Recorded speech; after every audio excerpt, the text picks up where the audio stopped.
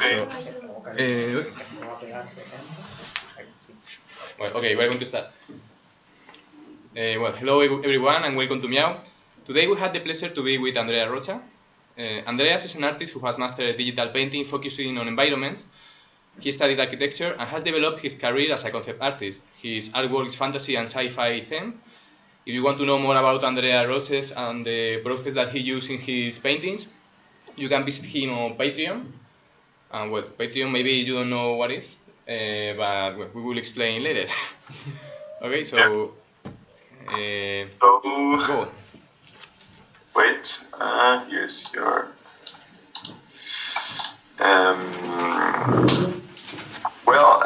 My name is Andreas Rocha. I live in Lisbon, Portugal. I'm 40 years old. I studied architecture, like you, but I only practice it for 2 years, and at the time, besides doing projects, I did also 3D renderings and things related to imagery to present the projects to the clients. I did that for 2 years. Then after that, I went to work on a firm that did 3D renderings exclusively. I learned a lot there, but all of this was always related to 3D renderings and things like that. However, during my study in the second year of college, I learned about Wacom tablets. That's, I don't know if I can show it to you. No, well. Maybe Andreas? Yeah? Maybe if you want, maybe you can. We are seeing now your desktop, your Photoshop. Maybe, exactly. If you want to show something, maybe you can check the screen. No problem. It's not important. It's just I was just showing the tablet, the Wacom tablet I use, and I found about that in the second year, and I'd always liked drawing and painting. So when I found about the Wacom tablets, it was great for me because now I could paint things more realistically on the computer. But that was always a hobby from the second to the fifth year in college. And then when I was doing the 3D renderings, it was always a hobby. Then I went to that firm for 3 years. And then I thought, no, I want to try and work and do this. I want to do this I want to start doing this professionally, and things started to work proposals in digital painting started to come up, and that's what I've been doing for the last 6 or 7 years, I think. So I work as a freelancer doing concept art. It's mainly focused on fantasy art and science fiction, and so I'm going to show you this is a presentation of my portfolio, and I will start with the first paintings that I think are this is just the beginning, so you can see how my work developed from start to finish. These were my first tests on doing environments.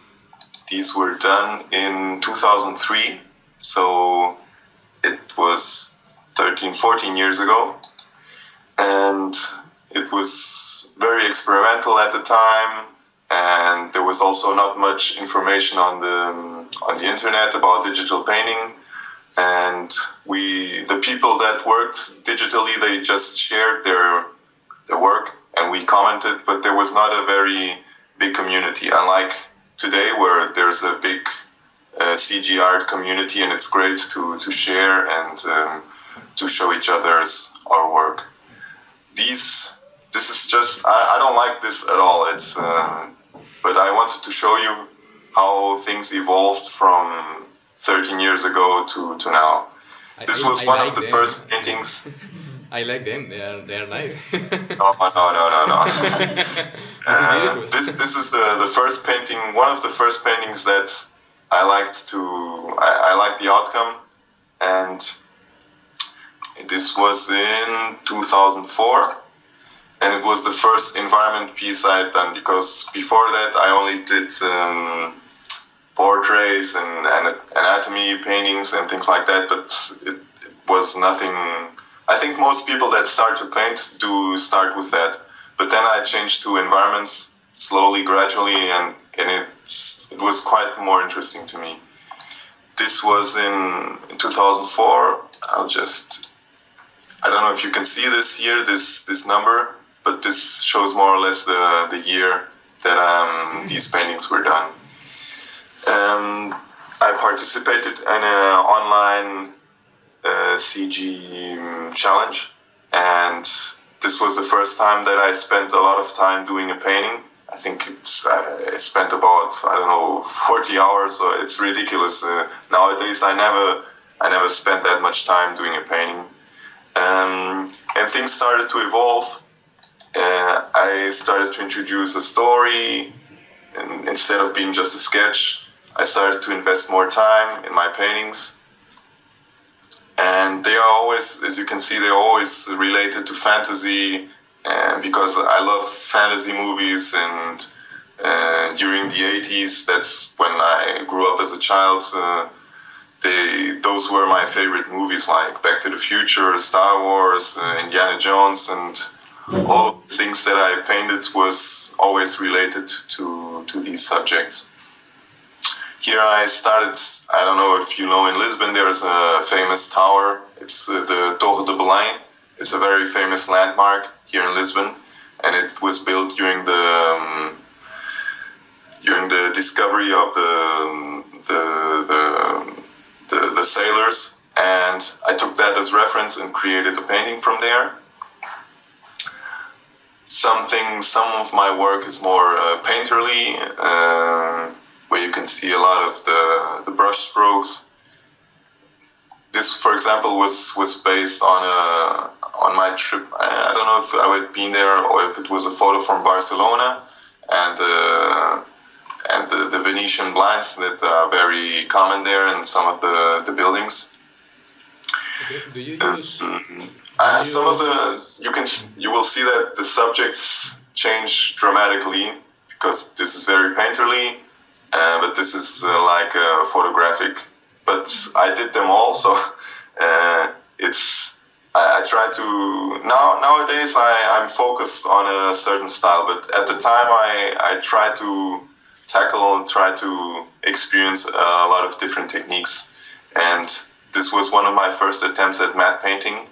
That you probably have heard of it. It's when you in the movies they film the characters behind a blue screen or green screen, and then the back is painted, and there's a lot of photography involved and 3D modeling nowadays.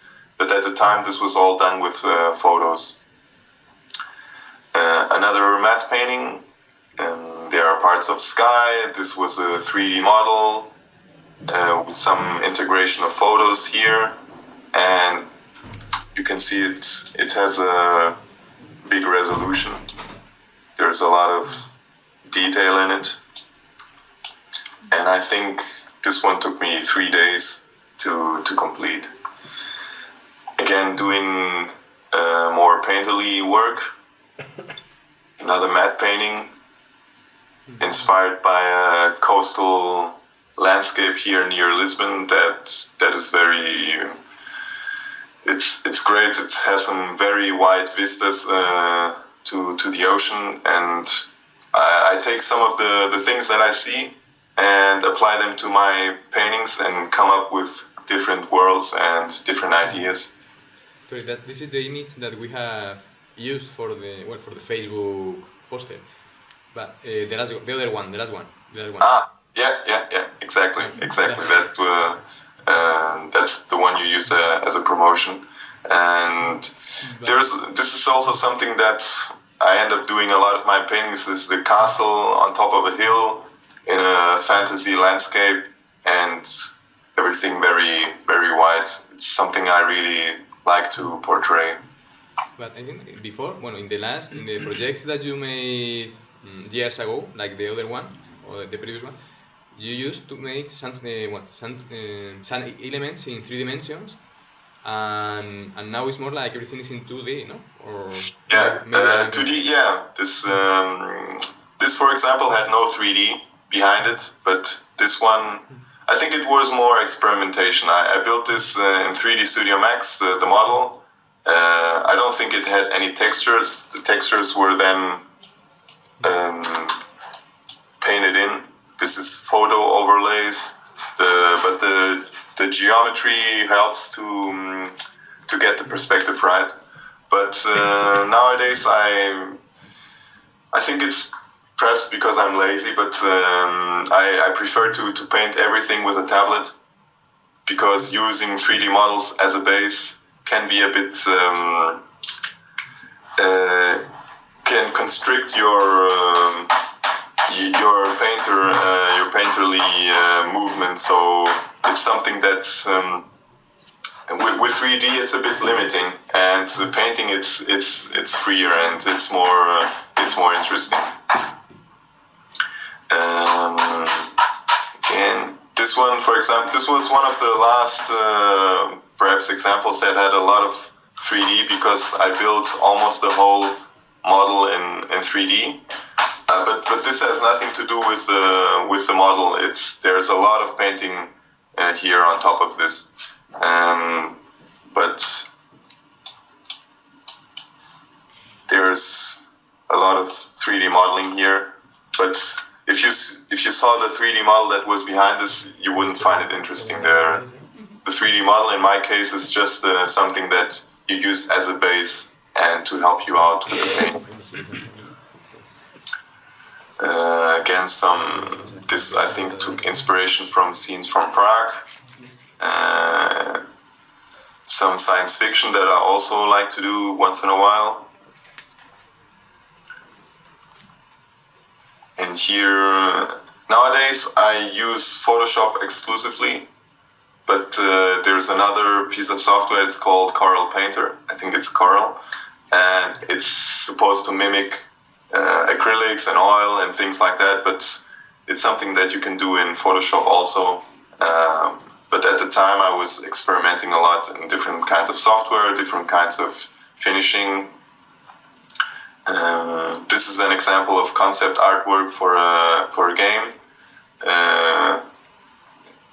Most of the work I'm showing you is personal for my portfolio, but some of the works, for example, this is a real job where the client gives me the description of the scene. Sometimes they give me a model, and from there I just sketch and paint and show the image to the client, and the image gets refined.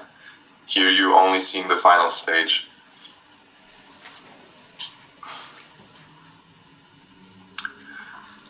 Here, for example, another attempt at matte painting. These orbs were modeled, but that's the only part that was modeled. And because the rest of the landscape is painted, mostly photography in this one. A lot of photographs that are combined then to create the final painting. I included this because it's important to show that when you see a finished painting, it's not just the painting as a start and a finish. There's a lot of experimentation before. Sometimes I do these kind of sketches, and here it was more to create new sketches that would eventually create finished paintings. But each of these concept sketch is a completely different subject, but there's a lot of experimentation behind it. And I don't know if you can apply this to doing architectural projects or not, but when I work on several sketches simultaneously, several ideas, it's good because it keeps my mind fresh, and I jump from from this painting to that, to that, to that, and I always keep working on one part in this one, another small part in the other, and it keeps my eyes fresh. So it helps me a lot to work on these small sketches simultaneously. Here, this was a poster for a Portuguese movie, and the director wanted to have a Hollywood look, I believe. So I worked with him closely. These planes are 3D renderings, but the rest is all painted and photography.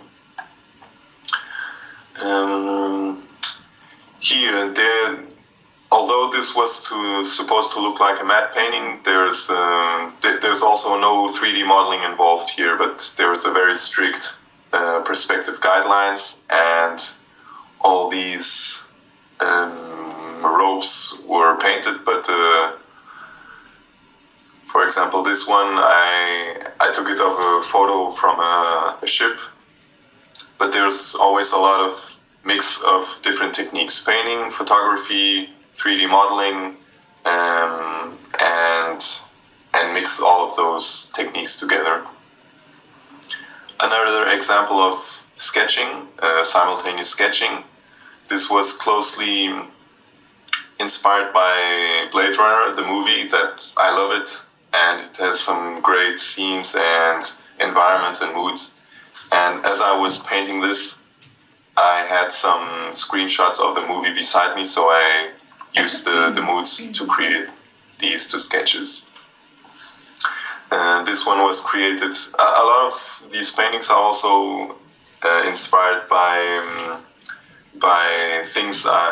places I travel to and that inspire me. This one was from Scotland and all the greenery. It's a very inspiring landscape.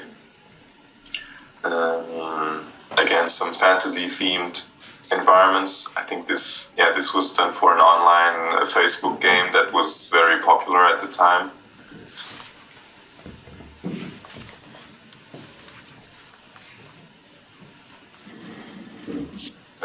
Another attempt at matte painting, but this is almost more a painting than photoreal.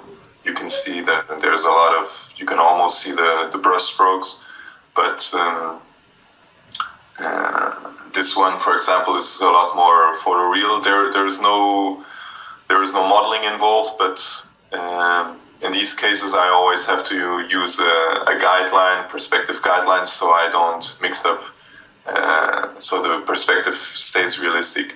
I think this was done for a matte painting challenge, and the theme was 2012, I think, because of the Nostradamus, the end of the world prediction, and I think at the time, I think this was done at the end of 2011, and this was my vision of the end of the world with a giant wave crashing into this city.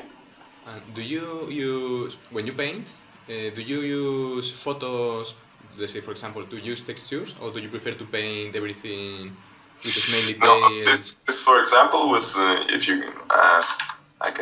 this is all parts of photography of buildings that were cut and then combined, and these buildings don't exist.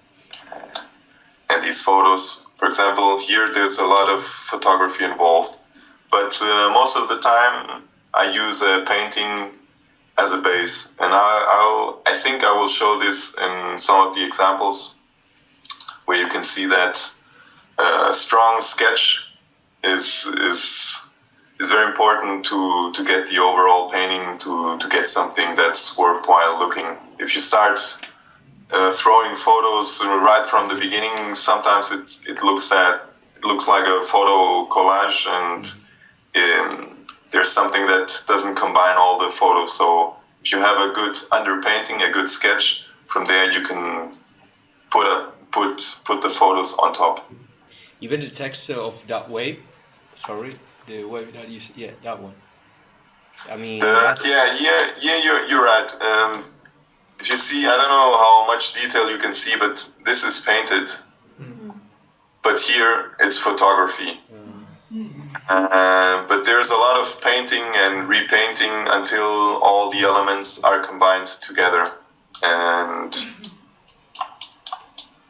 these parts of the wave that go inside, the crashing of the waves, I think is all painted. But it's nice how you mix them, because sometimes when you paint something and you mix with photo, there is a contrast that is. And when I put the photo inside, if I don't repaint it several times, in the end it just looks like there's something wrong, because you can see the photo and the painting and something doesn't connect. This was done for Lego, the toy brick company. I do a lot of work for them, but it's not something that I can show. This I can show because I don't think it was ever used.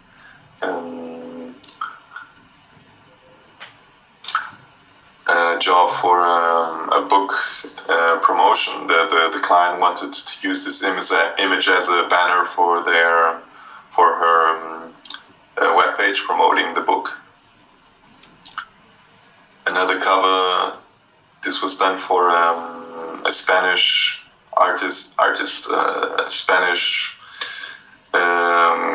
He's not a composer. He does audio samples to be used for music, and he creates the instruments. And it was the packaging was for fantasy inspired sounds that you would hear in a forest. And so I came up with this image. Well, I can show you, so you don't only see images. I will show you the process that I used for this image. Give me just 1 minute.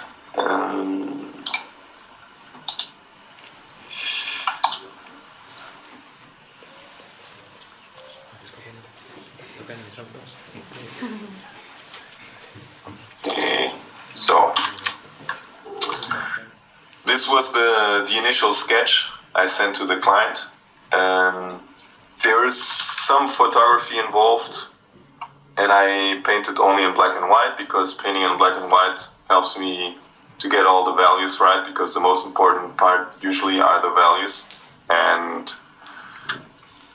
artists have all their ways of, some artists start to work in color, some start to work in black and white.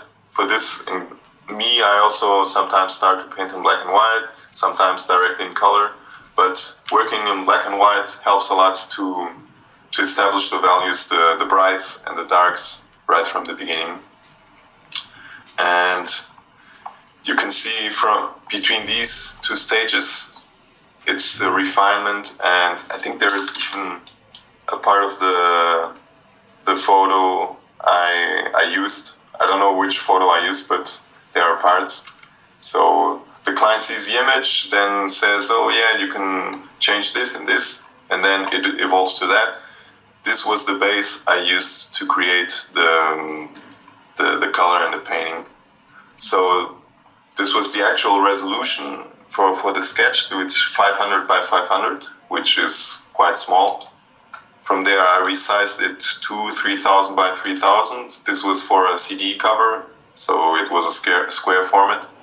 And here you can see, although it looks very monochromatic, you can see there are already some application of color. Green, very muted. I start to introduce some lighting effects. And here I already established the overall color harmony, so everything revolves around greens and yellows. And for this painting, it's something that I use sometimes. I started to detail the painting in areas. Sometimes I detail everything gradually, but with this one, you can see that this part was finished first. Then I went to this. You can even see the rectangle I used. I don't know if you can make it out there. Here's a red rectangle, and I move it around the canvas. So I start detailing parts of the only inside the rectangle. And then there are also color adjustments made. Detailing, now I start detailing the tree. I don't think I used any photo textures here, it was all painted, but one thing that I sometimes use to quicken the process is I copy parts of the image and then that are already painted and then copy them throughout the painting. So, and this is the final where there's post-production. You can see that everything is brighter. I introduced these very subtle volume lights, these beams, and this is the final image that you were seeing. Sorry. How long does it take you to finish a painting like this? One thing that helps is I don't start a painting at 8 o'clock in the morning and finish it at 8 o'clock in the evening.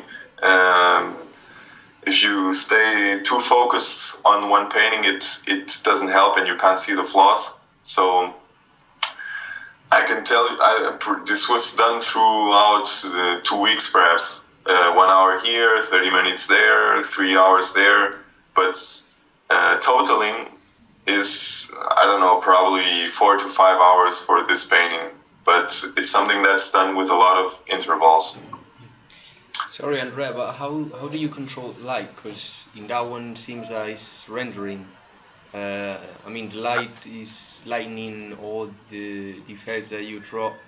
So how do you do it? It's about post-production, but how do you?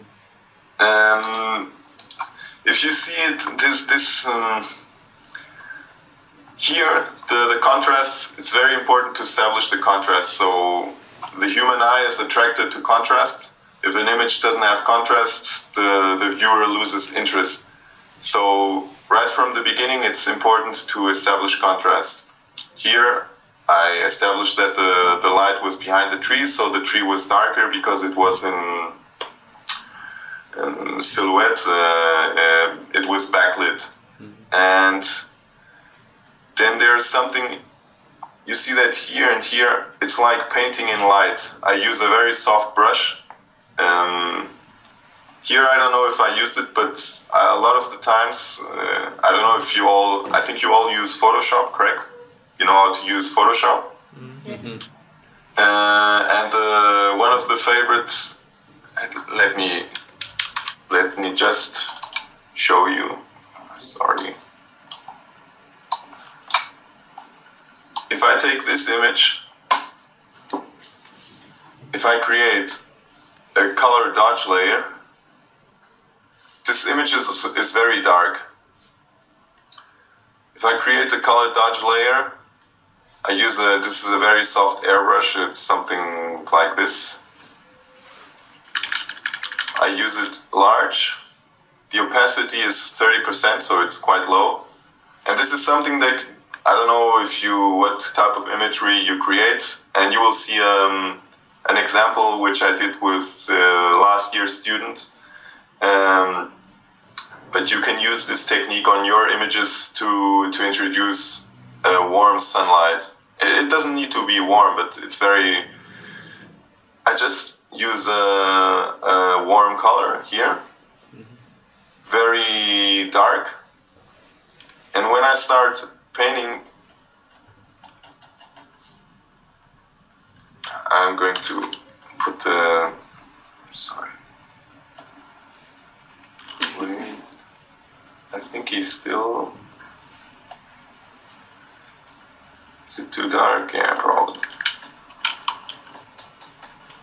I'm just painting it along the areas that should be receiving light. I'm gradually... Seems easy. Yeah, it is easy. Color dodge, because it's a great color mode.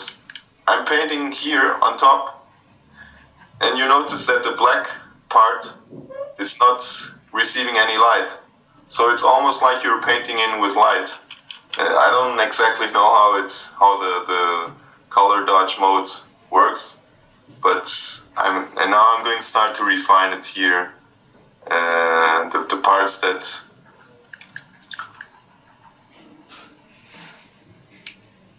and here through between going for the soft brush. And for example, I think if you wanted to do this as if it was moonlight, I use the hue saturation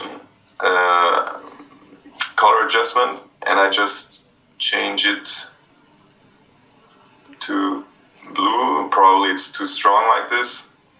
Desaturate it and darken it a little bit. Again, paint perhaps here where it should be strongest. And this is a thing that I use. So this was before, this is now. And this is something that you will see in a lot of my paintings, is this volumetric light that I paint in with a very soft brush and using the color dodge. Because if you use the screen, it looks washed out. The good thing about color dodge is that it only affects and it gives a very strong color, and it's something that you see in real life. So when you do this kind of paintings, I think the most important part is the first sketch, where you can regulate the light with the whites and black brush, right? Because then when you add the color, it depends on the shadows, but you have to draw first that shadows and lights. I think that's the most important part. Yes, I don't know if I understood your question correctly, but this part, this is not something that's.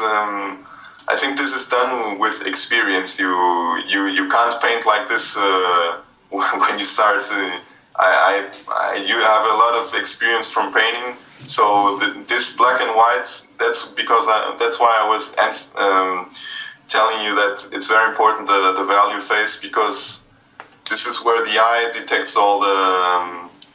This is the most important part, is the control of the values, because when I go to the final image, this base that I had in the beginning, it's still there. The tree in the middle, backlit, and the colors in the back, and the light in the back. But this initial sketch is very important. I'm not sure if that was your question or. I thought it wasn't a question. We're just pointing out. Okay, yeah, but you will. But sometimes, I don't know if one of the examples I will show you. I sometimes start to use color right away, because sometimes it's also important to have some color variation in the work, which doesn't happen so. Here, for example, it's also a similar technique. I don't know how I started, but the value is very important with the silhouettes here, and then painting in the soft light, which gets lost here in the shadows. But it's also very important that in the shadows there's also detail. You can see there's a lot. No, this is all painted, but there's a lot of small details here. But the shadows should also have some detail. Here's a lot more painterly experimentation with brushes that are soft and noisy at the same time, because that's the human eye is attracted to contrast, but it doesn't have to be contrast in. For example, this is a good example of contrast, that the human eye is attracted to contrast. It doesn't have to be contrast of white and black and white, light and shadow. It can also be contrast between saturation. So this is saturated, this is desaturated, between soft and hard, noisy, between architecture and nature. So between straight lines, between lost and found edges, so this is a very defined line, but once you get here, it gets lost between the shadows. And this is when you're scanning a painting, if you have a lot of contrasts, the eye gets entertained, and you like to watch the image because it's like the painter is entertaining you to explore this image. When you see these crashing waves, some areas are soft, some are defined, and if you can capture the viewer's eyes for some time to scan the painting, I think the painting is successful. Here again with fantasy, and this is a very popular painting in my portfolio. And I don't know, probably you have noticed, but this is I had this, where is it?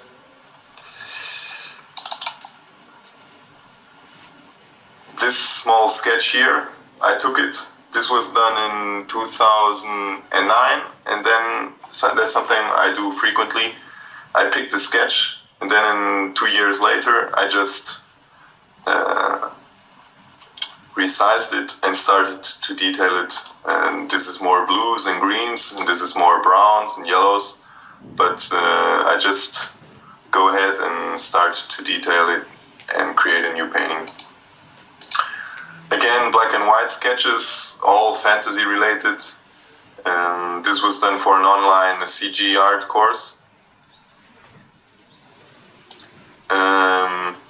Here, I think most of these were, if not all of these, were again thumbnail sketches. I don't know how much detail you can see in them. They are on your screen. But these are all exploratory sketches to explore ideas for a new painting. And you will see in I think I have them, some of these I ended up creating finished paintings. I think you will see it with this and this one. I don't know if I included both of them. This set also, there was also a small sketch, not in the previous page. This one started from a small sketch like the ones you saw before. This one, this one, you can see it here with the small boat and the lake and the ruins, and then it ended up, so I darkened the whole image. Again, the contrast between, here it's warm and cold, the fogs, and that's also something very present in my work, is these hazy areas with atmospheric perspective, because it's also something that entertains the eye, and it takes away some of the detail, but it creates mystery, and it's also something that draws the viewer's eyes. Do you think there are a difference between the draws that are planned are the ones that are more spontaneous? I mean, the people that ask you for some stuffs, do they ask you to have the things planned already, or do you used to go on your own? When a client asks me and they have a very defined idea, usually things don't work out so well, and the outcome isn't. I don't think I'm showing any of those paintings. But sometimes even the client says, yeah, I know it's the artist, it's good to give you some freedom, so this is the basic idea, show me what you can come up with. And sometimes I make not so many sketches, but I can do 4 sketches and give them to a client, and it ends up being spontaneous. Although the idea was, the sketches are worked before, but it's all very spontaneous. There is no defined idea, and I think those paintings are the most successful that are very organic. Start with a small sketch, then it gets bigger, the client asks for changes, and the clients, although sometimes it seems like the client is always saying, no, you have to change this, I don't like this, and you say, no, but this is my vision. No, usually the client has the right idea, and it's always good to have somebody to criticize your paintings or your work, and to guide you to make small corrections. again, this was the upper sketch, again Blade Runner inspired, and I think it's worth showing you the evolution of this one too. Because this is the image that you have in your Facebook, no? Yes, I think so. As your main portrait, or how it is. I don't know how it's called. The main Yeah, image. I think the banner. Yeah. The banner, yes. So this started in Painter. I think the initial sketch was done in Painter when I still used it. Very rough brush strokes. Things start to evolve. There is no defined idea. It's just a vague idea of a street and some lights. But once I start doing the marks, I start to evaluate my own painting and define things from there. And you can see that, I think, larger brush strokes, small brush strokes that I paint here and there to give more details, and then the final atmospheric perspective and post-production phase. This is for the sketch. When I have a sketch that I'm happy with, I'll take it, I'll resize it, and start detailing it. That's what I did here. Again, I used the technique to define some areas, finish some areas, and not work on the whole painting.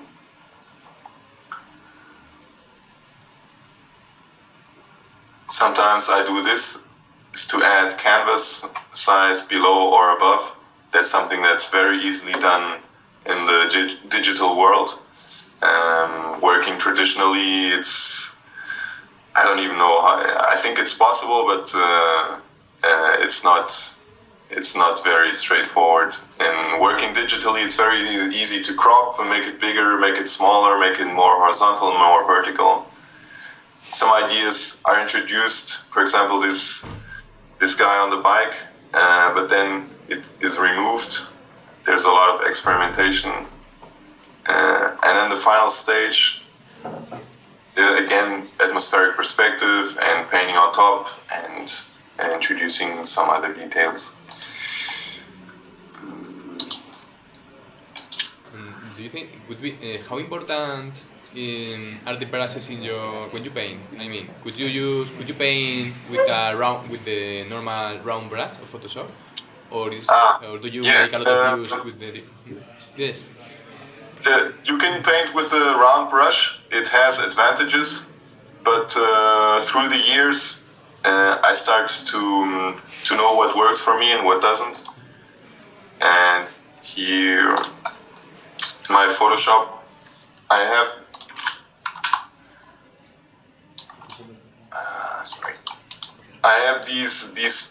these brushes, these marks, but in the end, now what I'm using now is the tool presets, and you can see in my paintings I end up using 5 or 6 brushes.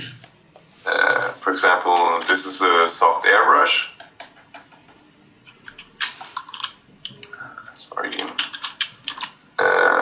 This is something more painterly, like a normal traditional brush. This one is one of the ones I use a lot. It's not round, it's a bit, and this is the one that comes with Photoshop, so it's nothing special, but I use this a lot. And something a bit harder, the same brush softer. So, and sometimes I use this one a lot because it's good, it's opaque and it leaves interesting marks. Then there's a small brush, and through the years you start to understand what works for you, and you adapt the brushes to your own workflow. But that's something that comes with experience. Again, done for a cover for the same Spanish music producer. This was for sounds inspired by the Middle East, things like that. This was done for an advertising for a company that had these 3D surround boxes, speakers, and the main idea was for the idea they gave me. We want a movie theater that looks like this. What's showing on the screen is becoming alive, and the audience is transported into the scene. So I came up with this where you can see the screen, but the vegetation and the rocks, there's a fusion between these both worlds. And this is all done with Photoshop and paths and things like that. There's no photography. I think the only photos here, there's a lot of photos, but a lot of painted. There's no 3D modeling here. Where do you recognize most the role of the Wacom? I mean, would you be able to do all this work without a Wacom, or not at all? Yes, you would, but this you will see the finished image. But for me to make a balanced image like this, you have to have a strong sketch from the beginning. Again, that controls the darks and the lights and the colors and things like that. And I think that's something that you can only do with a Wacom, because it's like painting and drawing. But if you have a sketch already, you can certainly do it with a mouse, because,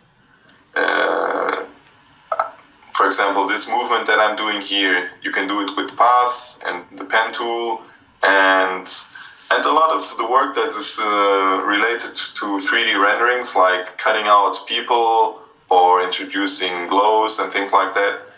It's a very defined work. It shouldn't be painterly when you're presenting architectural projects, and most of those can easily be done with a mouse, because it's a lot of very precise cutting of objects and things like that. But if you're creating a new image, I think there should be the strong sketch from the beginning, and that, I think, it should be done with a Wacom, with a tablet, because you have to have that freedom to come up with an image. If you paint it with a mouse, it's too constricted, and it doesn't give you that spontaneous feeling for the image. That's what also makes it appealing. But there's an artist, but he doesn't paint things like that. He paints things that are very like airbrush and characters, and he's called Loopy Dave, and he only uses the mouse. And when you see the things that he creates, wow, he created with the mouse, and he says, yeah, I know I'm crazy, but that's the way I work. And but I think these kinds of work, it doesn't make much sense to do it just with the mouse. Because you need a lot of gestural movements and brush strokes, and that's what makes also the image interesting.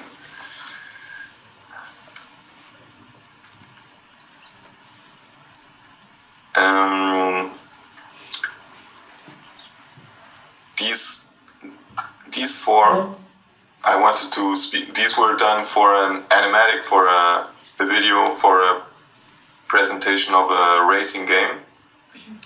And they wanted to present these four scenarios. This, I think, is in California.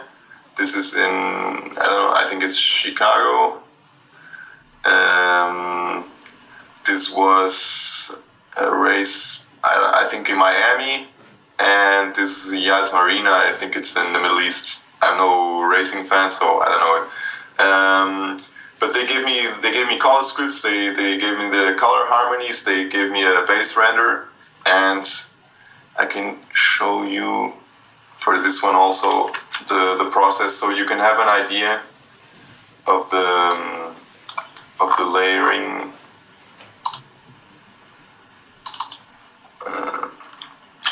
Wait. Okay, here I'll show the process of one of the images. This is the rendering they gave me. This is the render of a car. They cut it out very crudely, very rapidly, and some of the elements they painted in, and they said, yeah, we want you to create a realistic image from this. So I took it, and I started to paint on top. I didn't use this as a base. again, the importance of the sketch to get the colors, the overall colors right. So I started to paint with my brushes, and I think, yeah, this is the sketch that I presented to them, and they said, yeah, that's okay, now go ahead and do the finished image. And from here, I think I already used some layers, but then with this, I took the rendering they had, made a line drawing just to have as a guideline, and from there I used my sketch to come up with this image. And from there I started to overlay photos and make this final image that was used by the 3D team to create the 3D model for the animation. And I will show you the Photoshop file. The transition between steps seems like magic. I mean, since you are wizard and you are hiding secrets to us. No, because I will show you the Photoshop file here for this one.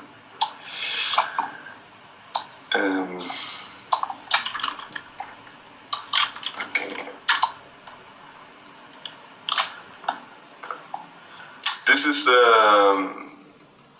This is only the final organization of the. This is not. I didn't start with the background and just started to put layers on top, but this will give you an idea of how things are more or less organized. This is the sky. I will just start to show the layers one on top of the other, so you can see more or less how the image is organized. I don't use this technique for most of my paintings that are more painterly and fantasy. This is to create these kind of images for these types of clients. This is the way I work, but I usually don't work with this layer organization. So you can see there's a photo. Let me see if I can explain this. When I'm creating this image, I don't just see the sky layer. I see one layer on top, and because you can see the sea here, but the only thing that interests me is this cloud formation here in the back. And I didn't take this photo like this. There's already some photo color manipulation and glows already painted on top of this. Then there is some darkening of the top, some additional blue in the light on the left upper corner. Here is the sea that you can see only part of it, so that's why this is so crude, but this part doesn't show up. You can see the horizon to blend the horizon and to lose this crisp edge, paint over it. Then there is the coast, everything painted, introduce some haze.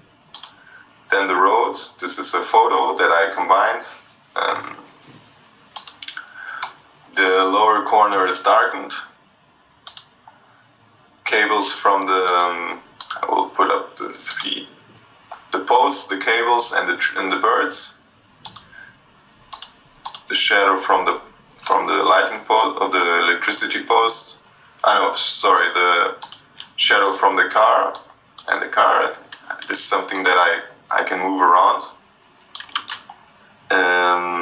The bystanders. I think there's a flare, and each of them is individual, and the shadows all below. Shadow with the car. You can see it's very photographic, but once I do some color adjustments, I darken it and then create a haze, and now it's integrated. If you put it like this, it doesn't look right. But once you put it like this, it makes sense in the scene. The car in the front, again, it's too dark. This is some of the dirt that comes from the road. More dirt.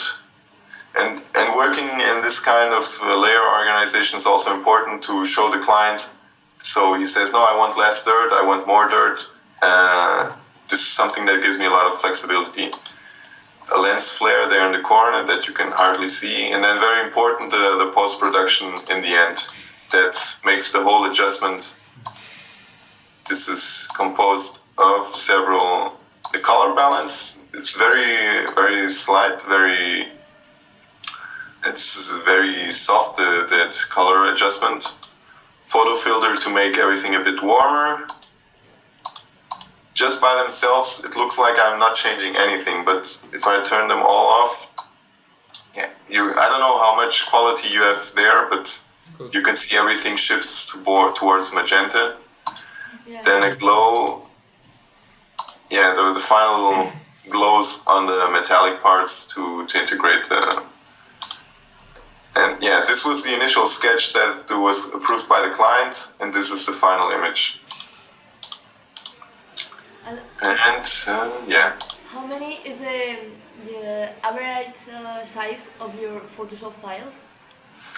The Photoshop file depends on the size of the image. In this case, the image is quite small. It's just 2000 pixels wide, because this is a conceptual image that the client just needed for the 3D modeling thing to use as reference. But most of the paintings that I showed you have around 4000, 5000 pixels in width.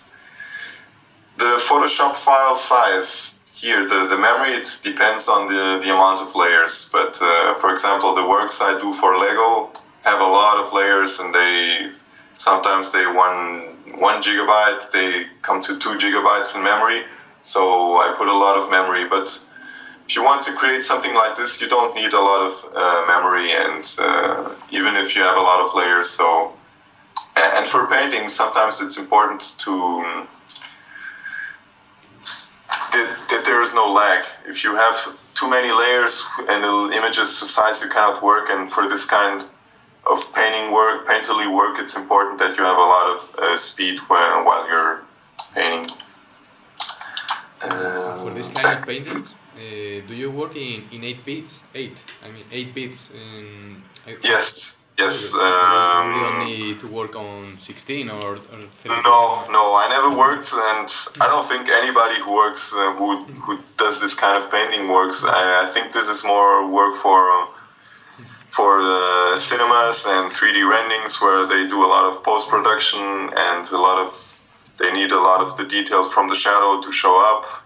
But for this kind of work, it's just 8 bits, and because it also makes everything more. It's quicker to work like that. Sorry, I just wanted to show you another one, but this one I will just show you the layers. This one also had there's no 3D rendering involved here.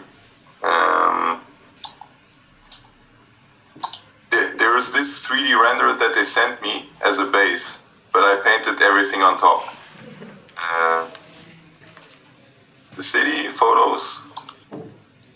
Facade on the right side, the glow to make everything, the posts, structure, and this was all painted. But this was, for example, I cannot paint this. I have to paint this with the Lasso Tool or with masks. So this is something that I use. Although I do it with a Wacom, you can do it with a mouse. And this one is a lot of layers here. You can see it looks like a small object, but it's composed of a lot of smaller things. Sorry. So a photo, painting, and I'll just put them up so you can see how things start to come together.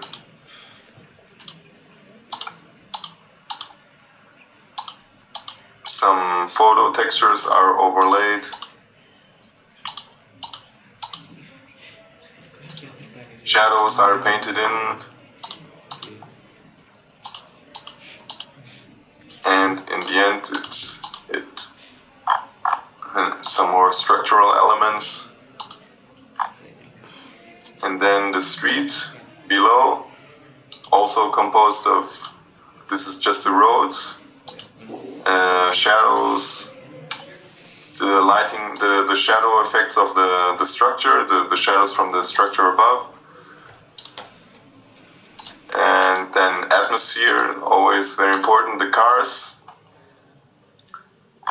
for example, here in the front car, you can see this was important, these reflections. This is the car I had, then I changed the colors. The shadows of the structure are painted in, and the reflections are also painted in.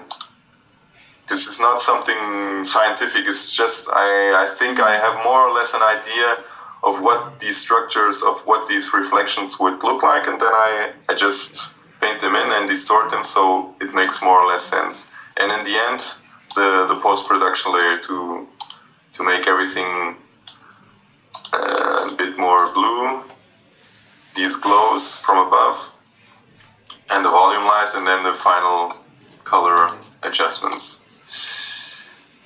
And next, well, the process. So you can see here the 4 renderings that the client gave me, and these are the final 4 images.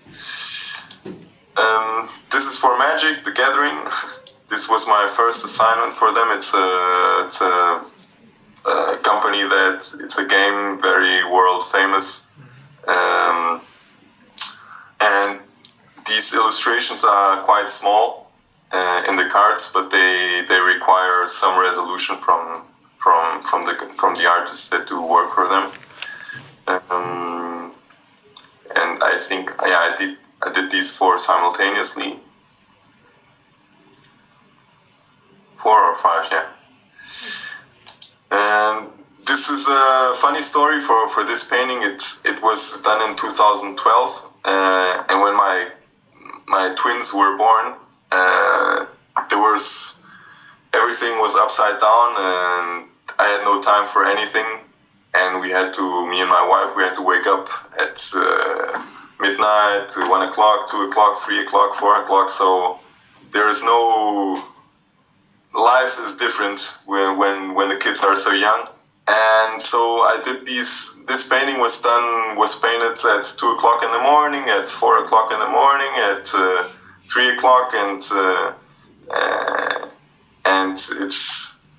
I'm quite satisfied. So I ended up dedicating this painting to my kids with the title of the painting. But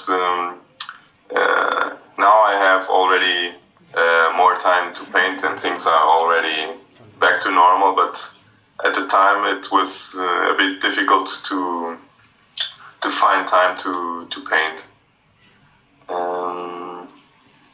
Again, fantasy landscapes, some more painterly, some less. One of the things that are really nice in your paintings is the atmosphere. No? Which again is related to that trick that I showed you with the color dodge layer. It's something that people point out, and in the end it's more or less like this. It's dark in the image and paint in the light, and try to create a lot of contrasts. This was done again for that card game, Magic the Gathering. Here again, atmosphere is something that's, when you introduce color dodge layers and a lot of haze and fog and mysterious things, that's always something that works well.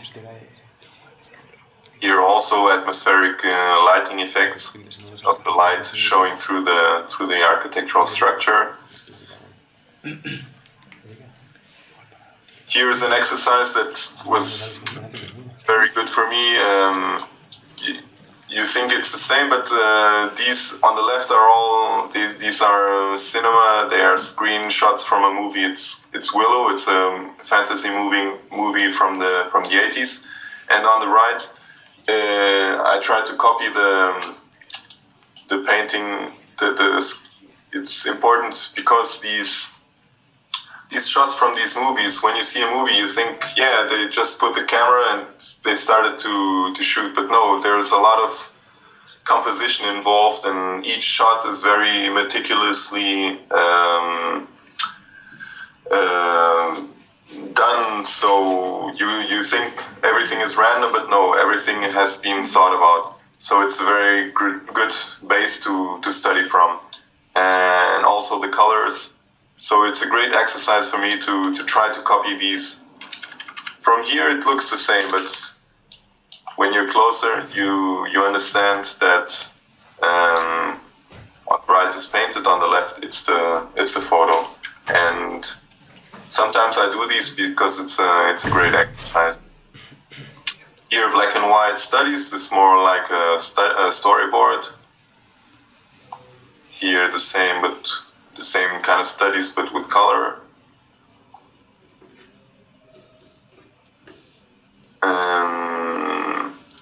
This one I picked from one of these black and white here.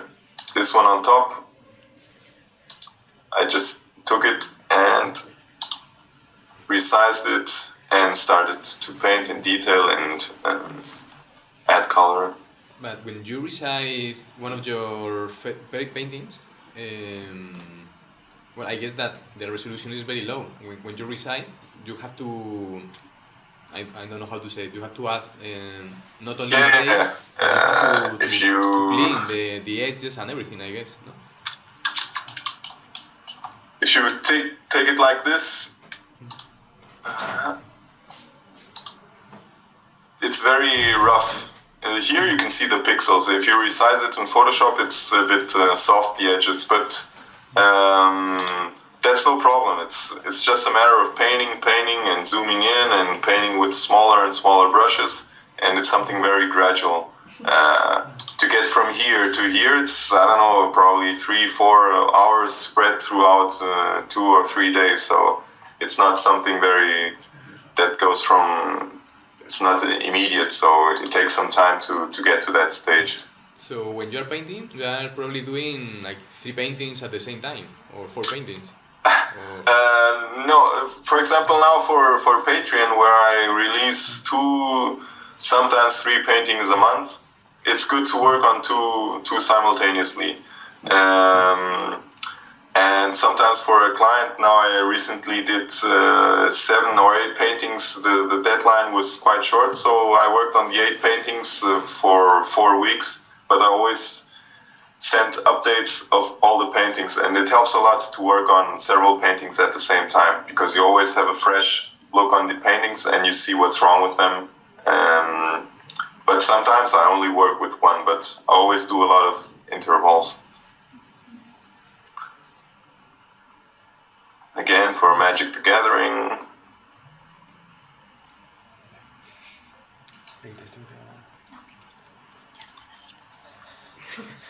Sometimes I pick paintings that I thought were finished in the past, and 2 years later I just pick them up and continue to work on them.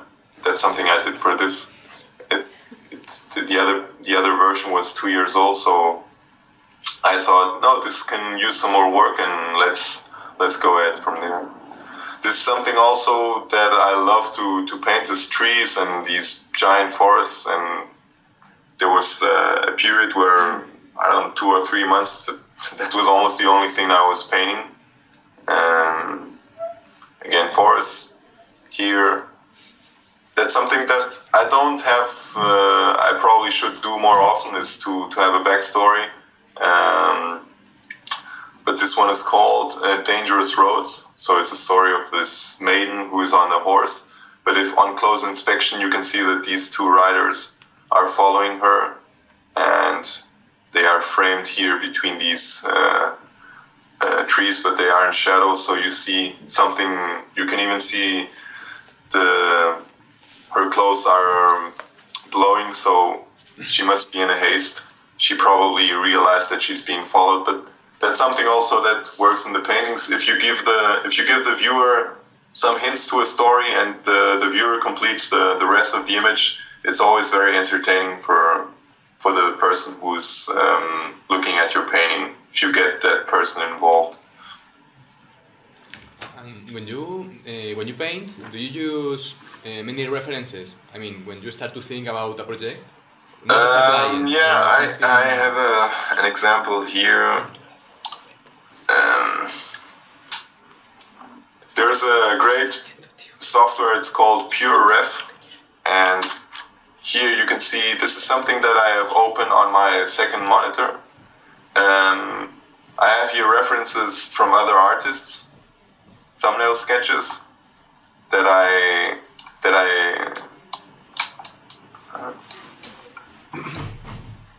don't know why I can't pan. Okay. And I look at them, I can zoom them in, look just at one part, but these are mostly for inspirational purposes, the works from the other artists. And then there are also photos that I use or to get ideas for colors or to get ideas from composition. But I try not to stick to one painting exclusively. I collect these images from other artists, from photos that I think that are very inspirational, and then I put them all in this program and I reference them while I'm doing the painting. But most of the time, if you use too much reference, especially in the beginning, it has advantages and disadvantages, because the painting process should be something very gestural and loose, and if you stick to photos too closely, sometimes it doesn't help. But yeah, sometimes I use references, and sometimes even I put a small photo next, for example, this tree. I might take a photo of a tree and put it here beside the other tree, and then I can closely reference it and start to get all the details and information that I need from there. But most of the time I don't use reference very closely. It's just sometimes for inspiration, other times to get some details out.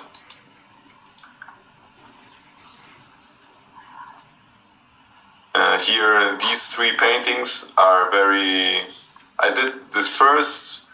It's related to a building here in Sintra, which is a very romantic fantasy place with forests and palaces here near to Lisbon, and it has very interesting trees.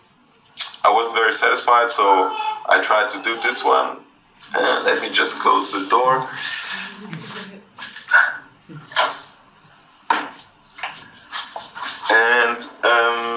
And then I ended up with this one, which so the architecture is always very, very similar, but in the end, I think all of the three images are valid, and I just wanted to try and improve on one from the other. Science fiction. Again, fantasy with giant waterfalls and these kind of,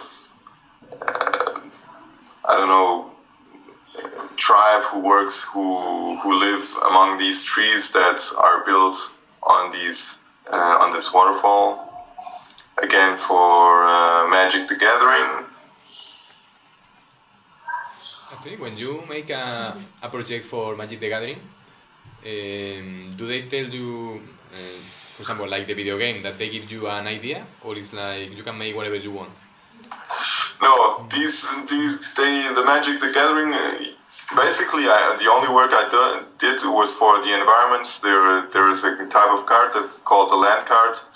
I don't play Magic the Gathering, I don't know the rules, but each land card, this is the forest, this is the sea, I think, or island, I think this is the mountains, and this is the plains or swamp. This is a swamp. So they always have these 5, I think, land cards, and all of them revolve around a specific color. And they just give me a line of text, 1 or 2 lines of text of what they want to show. And in this case, they also have these kind of objects, but it's a very vague idea. They give a lot of freedom to the artists to come up with their own ideas. But I think most of the clients understand that if their idea is too constricting, the artist doesn't produce their best work. So they give you ideas and references, but they like to give the artists freedom to come up with their own ideas. These two concepts they were for a mobile game. I don't think it was ever made, but it was to show the end of the world.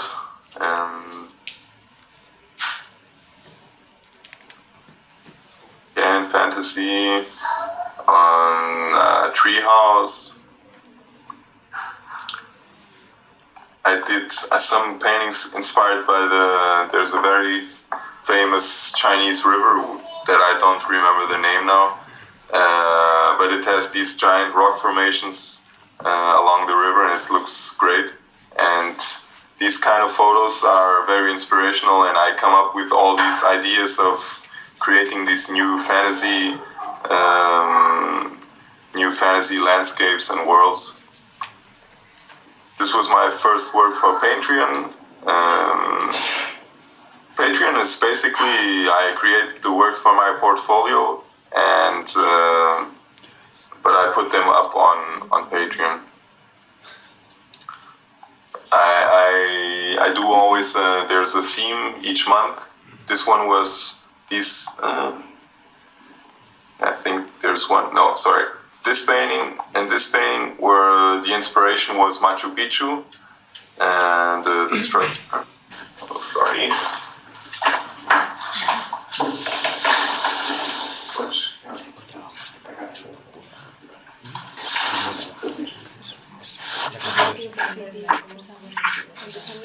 Sorry, we can't. And these are three simultaneous. I will show you a video of how I created. Andreas, we're going to stop this for 10 seconds, just for the record, because the video is going to be too long. This is the process. The video I'm going to show you is the process, the painting. I've recorded it in real time, but I won't show it to you in real time. But you can have more or less an idea of the process of the time. So this video to create these images is 1 hour and 35 minutes, and I will speed it up a bit so you don't see the whole, and then I will jump some. So speed, 4 times. I don't work this fast, so at the beginning I create 3 images, 3 separate layers that I will use as a base to create. And here's a good example of working on several sketches simultaneously. I vary the value, so they don't all look the same right from the beginning. And then I start to paint with a very rough brush, because if it's too defined, it doesn't help. You got it already.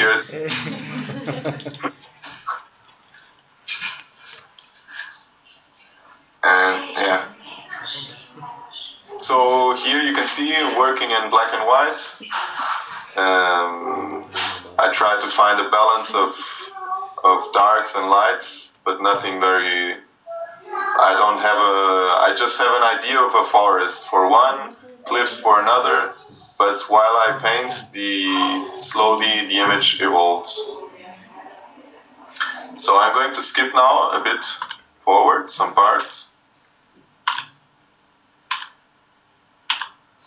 And you can see that I'm working with relative low contrast, because when things don't have much contrast at this stage, it helps me to evaluate the image. Then you can see that I'm jumping between paintings.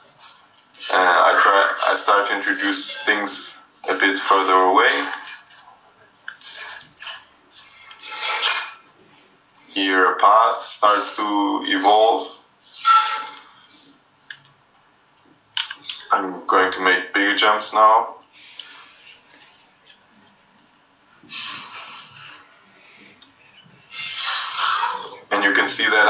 start with large brushes, and then they gradually become smaller and smaller until I start to work in the details.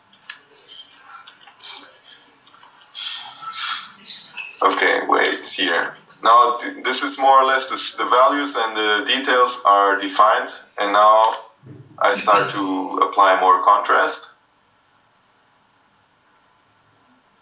And I keep the image very, very dark because I know I'm going to do that color dodge trick to bring in the light.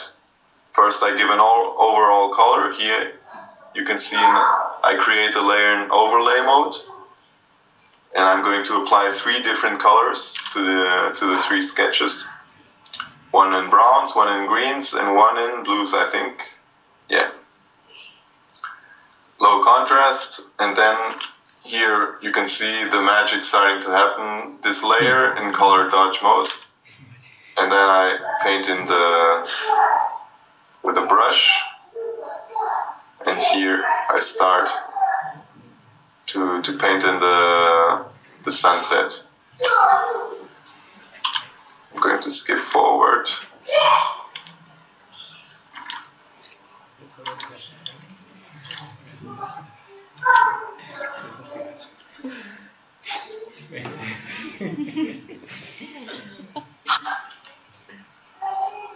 I don't know if you can hear my kids. Yeah. Okay. I can't do anything about that. No problem. Do they paint as well as you do? Yeah, they do very basic, but they don't. They are 4 years old, so they don't have any idea of what I do here. Well, you can see here on the timeline, to get to this stage is 34 minutes. I probably did this in 2 sessions or so, but then, so once I get to this stage, I should have the image more or less established. And then it's just a matter of applying more details. And now I'm going to make large jumps. And the brush, you can see I'm starting to introduce small details like branches and twigs and small textural details and some characters to give scale to the scene. I'm also zooming in more.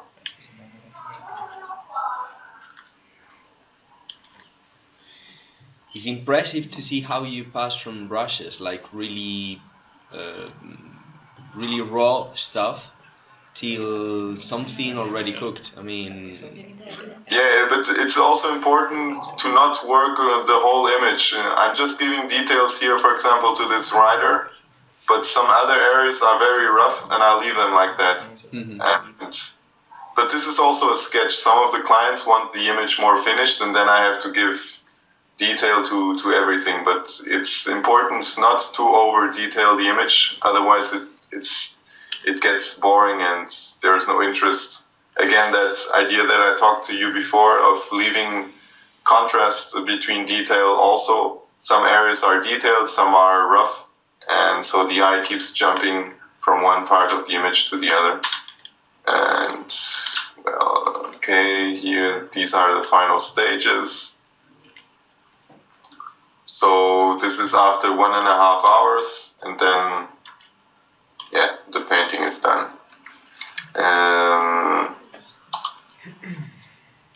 So in the video, the contrast is, there's not so much contrast. This is the way I work, the way you see here. There's less contrast in the video.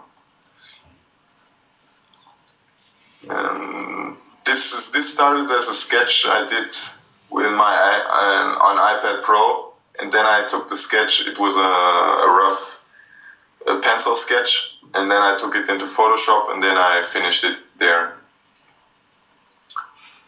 Here a lot of photo textures right from the beginning in the sketch phase. This was done for a book cover. Again, here with layers. It's not so painterly. Each there's a layer for the trees, a layer for these trees, a layer for the rocks, a layer for the characters, a layer for the background, one for the castle. This is the, you can see, it's this painting. I then took this painting and resized it and created this one. You probably, it looks the same, but if you put one on top of the other, you can see this one has a lot more detail in it.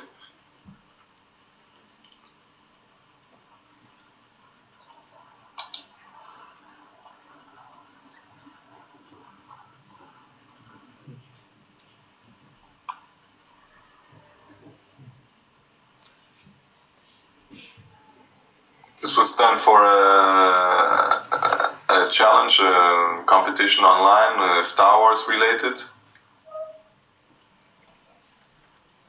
Again, for Patreon. Do you sometimes recycle some of your pictures or compositions to the new ones? Yes, I think this one, for example, was an old painting that I didn't like at all, and then I took it from there, and I thought, yeah, I can reuse this as I can see everything that's wrong, and I'm going to try and do a good painting. And the other painting was very unsuccessful. Nobody liked it. I can see more or less when a painting is successful, but this one was very successful. So yeah, I do a lot of recycling of paintings that didn't work out.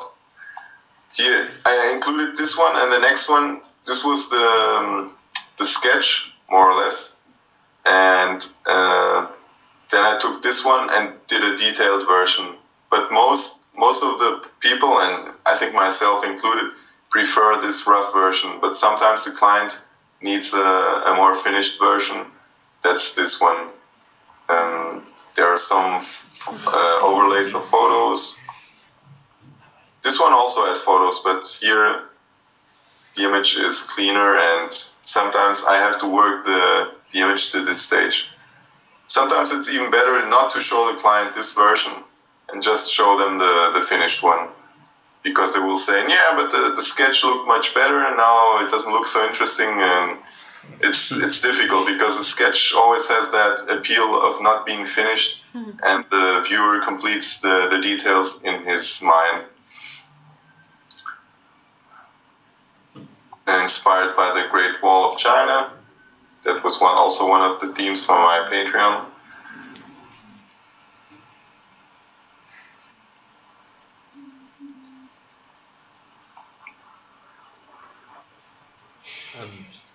This is a thing that I did for, I'm not doing it anymore, but was to explain more or less, after painting the image, I analyzed it and saw the things that worked and didn't work.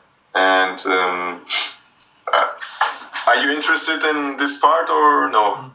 Yeah, of course. Okay. I don't know if you can. I think you can read the. I don't know how big your display is there, but I have this small text what I'm going to read. Inspired by classic mysterious houses in movies like Psycho and Evil Dead. I don't know. You probably saw these movies. If you like horror movies, Evil Dead is a classic horror movie, and there's an abandoned shack in a forest, and it's very charismatic, and it's great. You know you're not supposed to go in, but that is all you want to do. So that's mostly what happens in horror movies. There, you know you shouldn't do that, but the actors always end up doing what they shouldn't. The chosen light, color scheme, and surrounding landscape all complement the mysterious character of the house and should make you want to go in even when you know you shouldn't. So after doing this image, I analyzed it and I pointed out these things. Edge treatment, edges are treated differently depending on degree of importance. Less important, these areas are less important because I want the eye to focus on this structure. So you can see these edges are very rough. And here these edges of the trees and of the house are very defined because this is where I want the viewer to look most. Then crooked lines, the the tree is composed of lines that are oblique, are on various angles. So how it's composed of oblique lines, which gives it the idea it is about to crumble at any moment. It doesn't give it stability. You can see it's something that's very unstable, so it adds to that mysterious feeling. Silhouette character. Main structure defined by pointy shapes, triangular shapes, which gives it its sinister character. So dynamic, it's very dynamic, and these pointy shapes give it also a lot of character, like spikes. This edge tree, which prevents the eye of the viewer from leaving the canvas. So this tree wasn't placed on random. It has a function here. So this is also something that these magenta lines show the viewer's eyes. You start to scan the image here, then you go through here, you start to explore. It may look like, no, I don't look at the image like this, but I think unconsciously we enter the image and start to visit it. So I have this bridge which welcomes you into visiting and exploring this area. It's done all very quickly, but ultimately I think that's what makes a painting successful or not. And then areas of low contrast. Here there's less contrast, here's more contrast because it's also backlit. And I think that's what I analyzed for this image. Again, an image that was recycled from the past. People already liked it, but I thought, no, it can get even better, so I took it, and you cannot see the previous step, but this is the final image. Again, Blade Runner inspired. This is also something that's usually successful, is to contrast of cold and overall image is cold in cold colors with some warm accents. Again, the three sketches. And this one is interesting because I took, let me see, it was a painting that was quite successful, this one. It's called Fields of Gold. This is the second version. The first version I think is from 2011. Then 5 years later I took it and detailed and corrected parts that I thought could be corrected. And then I thought the challenge for me was to come up with a different image that used all the qualities of this image. And that's this, And this is so this is the original, and this is what I came up. Large structure in the middle, small character, very warm field that almost looks like it's on fire, and very hazy atmosphere all around. And it was more of a challenge because I usually don't do this.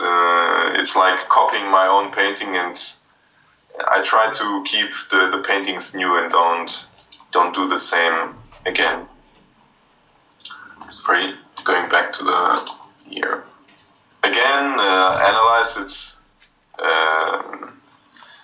Well, for this one, it's no need to explain it. But when I'm painting, I don't think about all these things. These are things that are done subconsciously, and then in the end, I analyze it and make them clear. I think it's something that comes from experience. And this was one of the final paintings I did. I think I completed this last week. It's also something that I started with color right from the beginning. But people were I think this was people liked this painting a lot, and I'm very satisfied with it.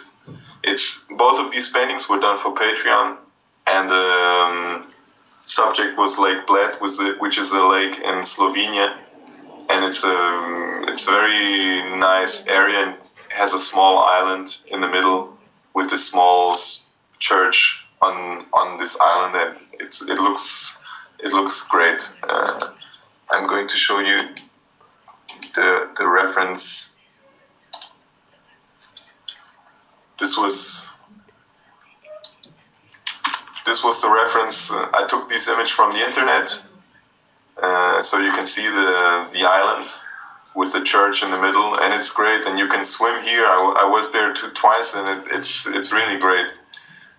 You can go there by boat, or you can swim there. And I had never seen this lake in winter, so these were some of the images that I used as inspiration to come up with this and this. So now this my portfolio is presented, and I have some more videos. Should I show you? Do you want me to show the one I did for last year's students? Yes, the one of the, yes, I think it's Okay, so this. Well, okay, so that's the last year. Yes, we gave Andreas images of the contest for the City of the Justice City. Well, some of the photomontajes, the photo basing, and Andreas recolored and retouched some of them, and he made video. So I took 3 images and improved. This is a scenario that you could have worked. No, I'm showing you the possibilities that you can that can be done with if you have Photoshop and a Wacom tablet and you can work with it. So it's taking an image and improving it. So this is the base, and this is what I came up with. And I'm going to show you the process in a video, and then I'll probably show you the Photoshop file a bit more detail. So here.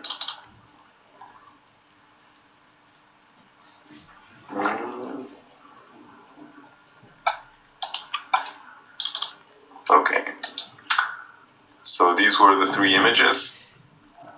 You didn't see the other 2, but I did something different to all of them.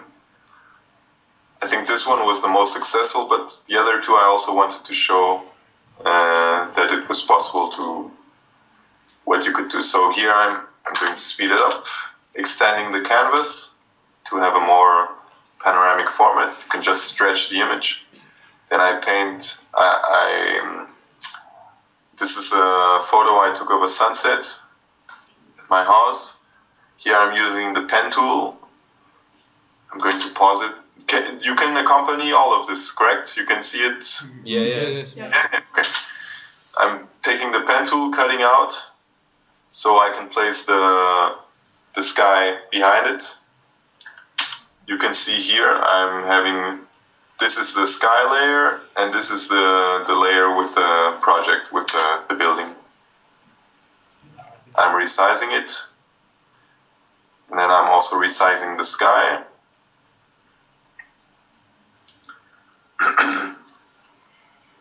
Then I'm recoloring the foreground, because it's important to have the object to be influenced by the kind of light of the sky. Otherwise it will, if you look at the image before, this doesn't make sense.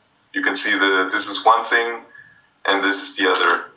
But I apply a layer on top with orange, and then I start to remove where I think the color wouldn't hit and start to blend in the color from the sky. Darkening things and starting to influence the objects. You can, again, the color dodge layer to create that bright,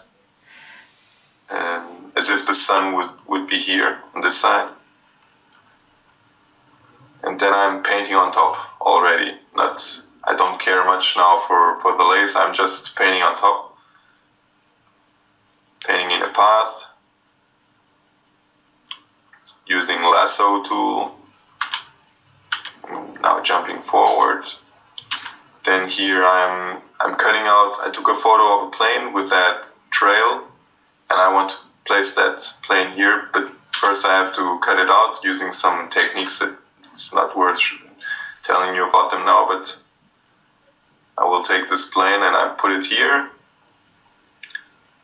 Again, it doesn't make much sense. This are blue colors. I extend the trail and then I recolor it with these warmer colors.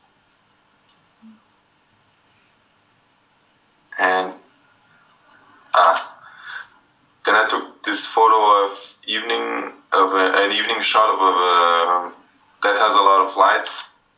I cut it out and place it here in the color dodge mode, so the darks, everything that's very dark doesn't get applied, and everything that's very bright shows through, and it looks like the interior of the building is lived in, so there are people there. Contrast overall, and I think and then I still applied some color beams, a soft glow there, tapering it so it gets wider at the top, copying it, transforming it so it shows to the sides. I'm also going to copy one that is behind the structure, so it gets you get a feeling that there are lights also behind it.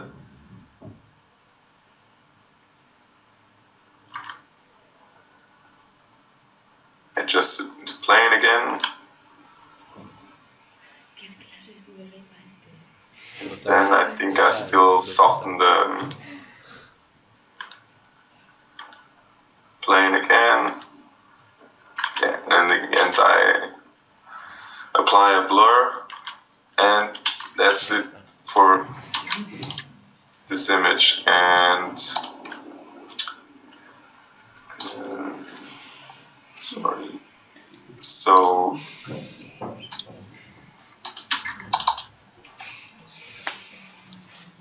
if I take this here in Photoshop, you can see it. I'm going just to show you the layers. This is the original sky layer. The sky I applied on top.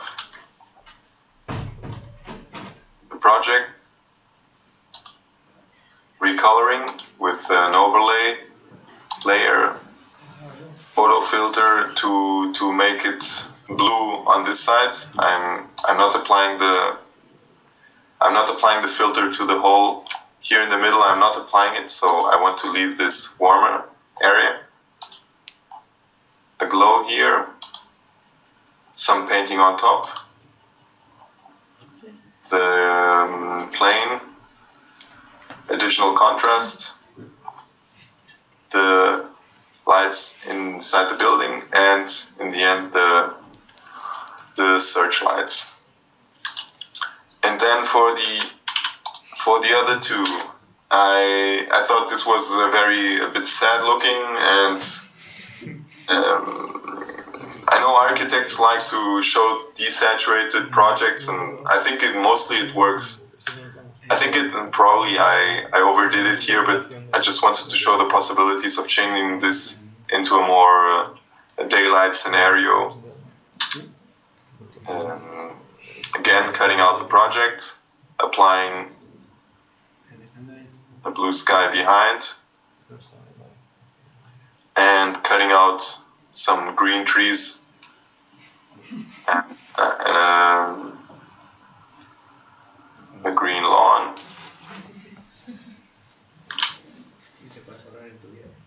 Cutting out those trees, applying them there behind, a red tree, cutting out the trunk and the trees, and then I painted the rest. This was done very roughly, so I didn't want to spend much time here. It's just to give an idea. Painting in the trunk here below, giving it a shadow. Shadows are always very important to integrate the thing that you are placing inside the image, to give it some attachment to the ground.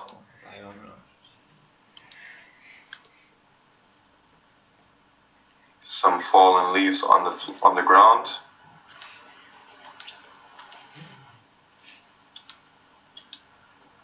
Then in the end, the overall color balance to bring all of the things together.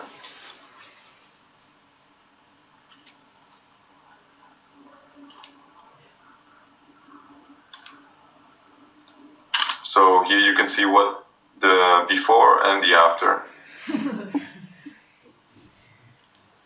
And yeah, still some color, darkening on the right side, brightening there, to give the idea that the light is coming from the left. And here this was very rough, just to emphasize the feeling that this is a rainy day. Again, cutting out the project, applying some cloudy sky in the back. One of the things that we spoke about last year is that in architecture visualization, when people make renders or images or whatever, they tend to be too white, no? The lack of color and with low saturation. And you said that you wanted to make them more colorful because... Yeah, more or less. Sometimes I think most of the time it works because you want to show the project and you want to focus on the forms and the lights and the darks and the shadows, and the environment shouldn't be the main focus. But I think if you make it too white and too desaturated, you're losing also other possibilities to, for example, here, I think it was too white. If you do a dark green sky, you give more the impression that it's a rainy day. For this one, I think I overdid it. It doesn't. This is perhaps for the regular people who are not architects, they want to see what the project could look like in real life. But for an architect to analyze the project, probably it's more interesting to show the project with low saturation. And what more here? I also wanted to show you an example of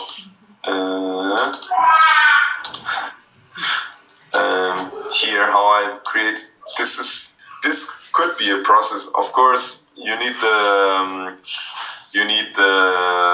experience to paint on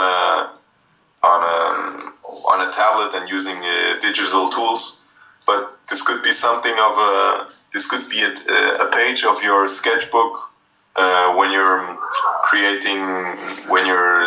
testing out ideas for a new project. Here I was testing ideas for a shot inside a library, and here you see the final result, but I'll show you the video.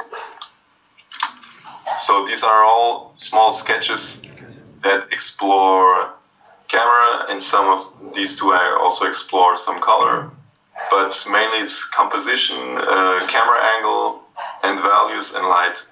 And here's the video. Speeding it up again.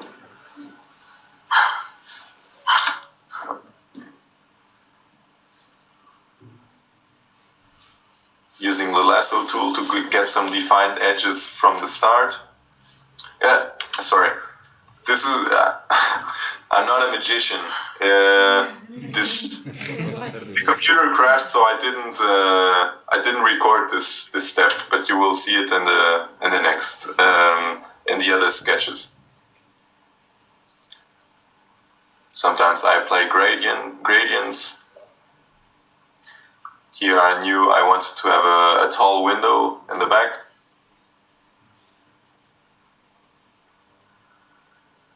Then I paint some books, and then I copy them, and I use that to make the bookshelf. Now they all look the same, but in the end I paint in some variation so they don't all look the same. Here I'm painting in some tabletops. I darken the top. Working this small is great for exploring ideas because you don't have to you're not contrived. You're not. You don't have to stick to one idea too closely. It's very loose because you work so small. You're not worried with details. You're only worried with the overall look of the image and the overall balance between lights and darks. Can just skip a bit forward. Here I'm introducing some variation to the books. And some of them I do this, some very basic perspective lines. I don't put up a perspective grid. I know more or less how perspective works, and you don't have to be very precise here. But I only do this line work in the beginning. Then it's mostly painted and all with values. I don't stick with line too much because I want to see right from the beginning how the values work, the darks and the lights and all the areas. Then I also did this here to speed up the process, copy some objects so I don't have to paint each window, and then I introduce some variation afterwards.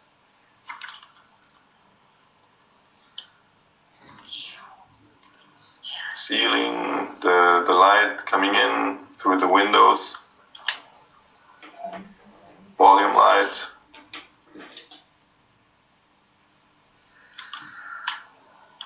and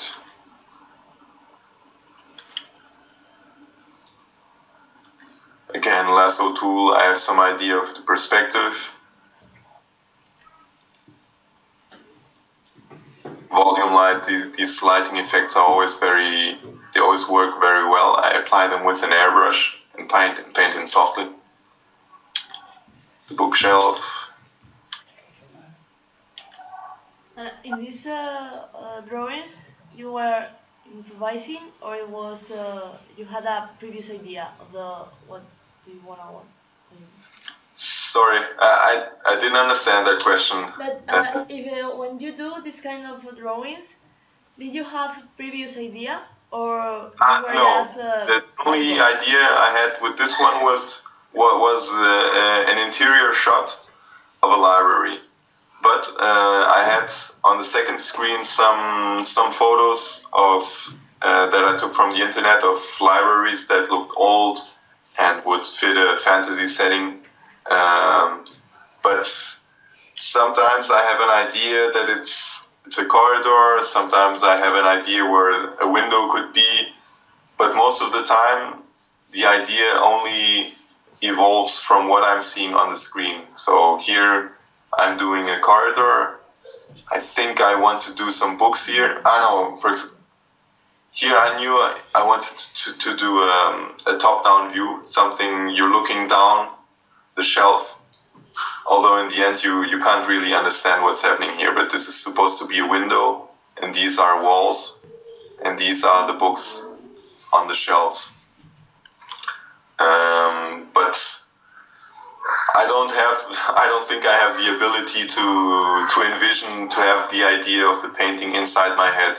I have to put it on the canvas, in this case the computer, and from there I can start to evaluate and understand what works and what doesn't work. And I also think that's how most of the artists work. They work visually. They don't have a clear idea in their minds. And sometimes when I'm painting very loosely, I just start to paint, and I don't know if it's a sci-fi, it's a fantasy, if it's a landscape, if it's an interior. The idea just starts to evolve as I'm painting. But other times I have a theme that I want to follow, and in this case it was the library. And also after having done some sketches, because this page helps, because I can see what has already been done, and I try to explore and come up with a new idea. So this top-down view in a square format I did it because I had already done these other sketches. So I compare one with the other and try to come up with new ideas. So this is the exploratory sketches. Like when you are exploring a new project, you do small sketches and you compare them one with the other, and you can see that some are better than the others. If you do an isolated sketch on a page, you don't know if it's good or if it's bad. If you have other sketches to compare them to, you can better evaluate if it's good or bad. And sometimes after I have these, you will see that after I've done these sketches, I go back to some of them to try and improve them, and always comparing them with each other and seeing what works and what could be improved.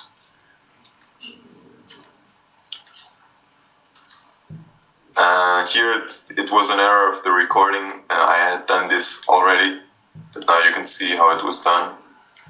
And doing these architectural interiors, I use a lot of the Lasso Tool because it gives me straight edges. You can see this when I'm doing these, picking these corners. Because when you're working with architectural sketches or paintings, it's very important to have defined edges that follow perspective. If everything is painted, sometimes the edges get undefined and the eye is a bit lost. It's very forgiving when you're doing a landscape or a forest or some mountains.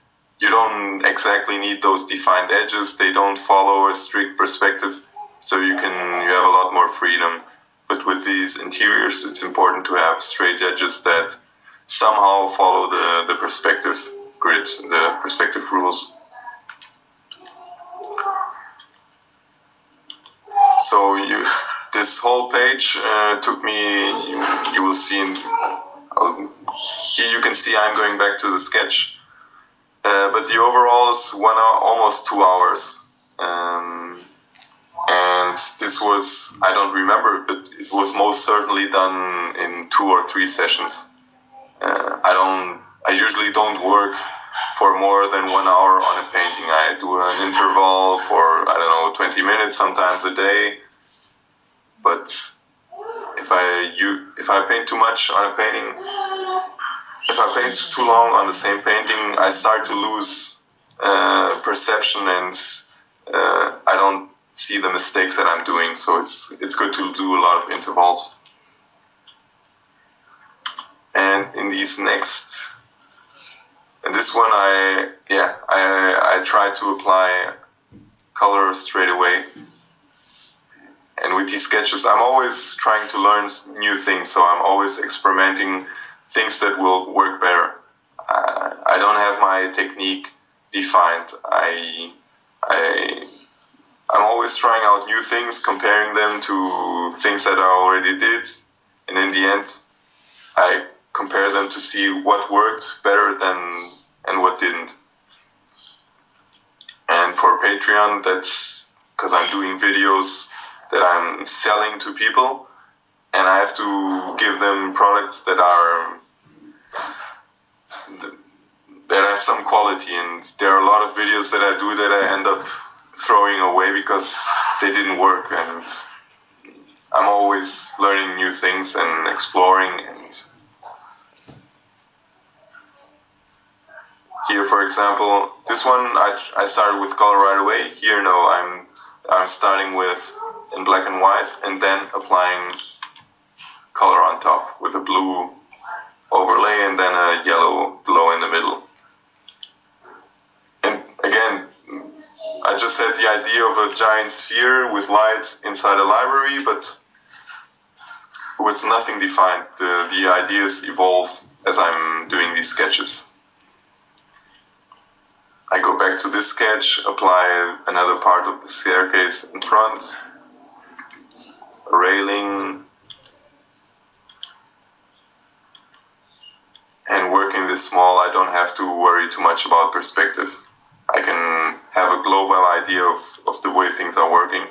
But when I resize the image, if I want to do a final image, then I have to be more careful with perspective. I do some perspective guidelines on top to get the perspective right. And yeah, I think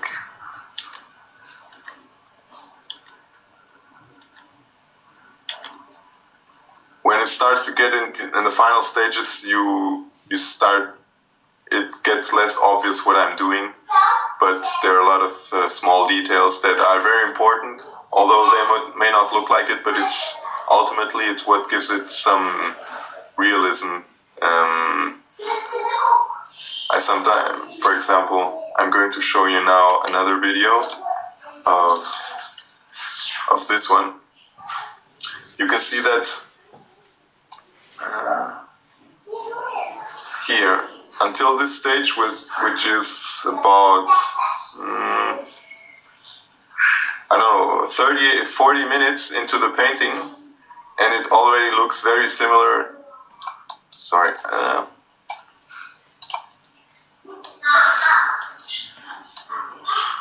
It looks, I don't have it. It looks very similar to the end product, because almost 2/3 of the painting are for details and finishing up the image. But in the first third, a lot of things changes. It almost looks like the whole painting is done. It's very fast in the beginning, and then the two last thirds are detailing it, cleaning up. There are not very drastic changes. But to explain a little better, this painting was the one this was the reference painting I had done before, and I color picked, for example, this. Here I didn't have to worry about colors, because working in colors is also a challenge. If you have already the color palette defined, I just picked the color from this image because I knew I wanted to keep these images, to keep these colors. But when I have to come up with new colors, it's a bit more complicated.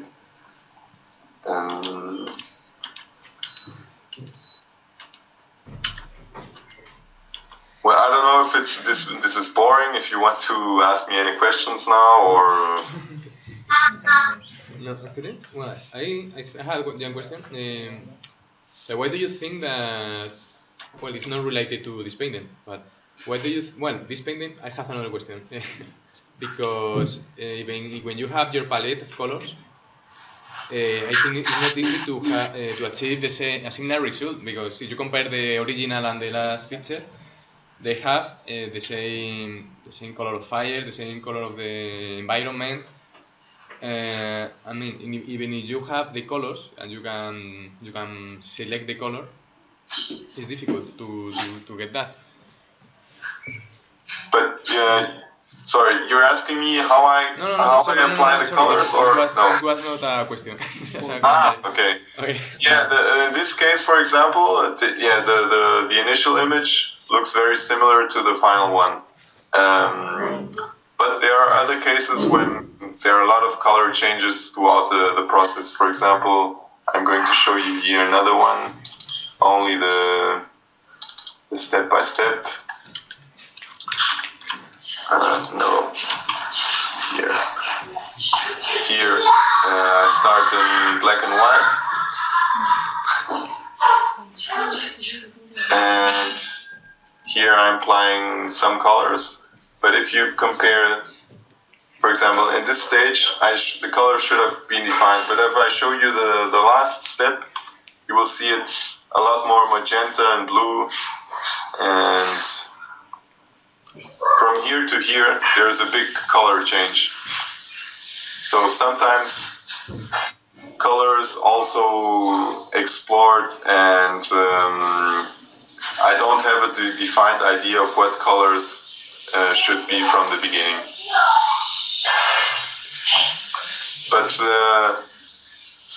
one stage that I do a lot in the final stages is this post-production, where I introduce the glows and the small or atmospheric perspective, aerial perspective, and that's very important to give that all last tweaks to the image. They make a big difference. Here I can show you how this was created.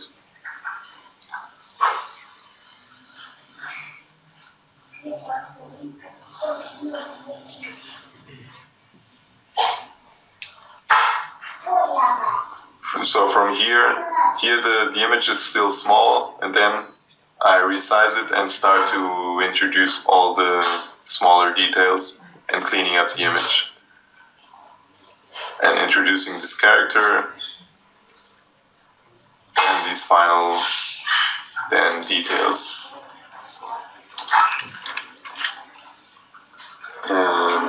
Another one. And do you think that if you compare a Wacom tablet with iPad Pro, for example, do you think that you could make a painting like this one with the iPad, with an iPad Pro? Or? Yeah, there's a. I think it's a misconception. No, because the iPad Pro is similar to the Cintiq. So there's one way of painting. The way I paint, I have the tablets on my table, and I'm looking at the screen while I'm painting. So I don't know. I'm not looking at the pen at the same time as I'm. The pen is not. I don't see the pen at what I'm drawing.